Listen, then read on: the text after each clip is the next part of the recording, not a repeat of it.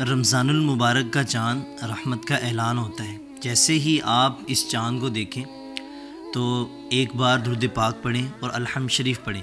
اللہ تعالیٰ سے انشاءاللہ جو بھی دعا کریں گے قبول ہوگی۔ اللہ تعالیٰ اپنے فرشتوں سے کہتا ہے کہ یہ رمضان المبارک جو مہینہ ہے یہ میرا ہے، جو بھی زمین پر رہنے والا اسے دیکھے اور خوش ہو تو اس کی زندگی میں خوشیاں بڑھا دو۔ پہلی بات تو یہ ہے کہ رمضان کو دیکھ کے خوش ہونا چاہیے، اللہ رب العزت سے وعدہ کرنا چاہیے کہ اے اللہ ہم اس رمضان کے سارے روزے رکھیں گے، ٹھیک ہے؟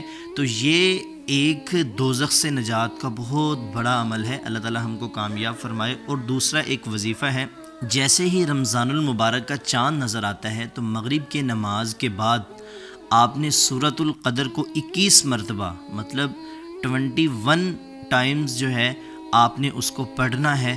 تو انشاءاللہ اس عمل سے آپ کے مال میں برکت ہوگی، آپ کے رزق میں برکت ہوگی، آپ سے تنگیوں کو دور کیا جائے گا۔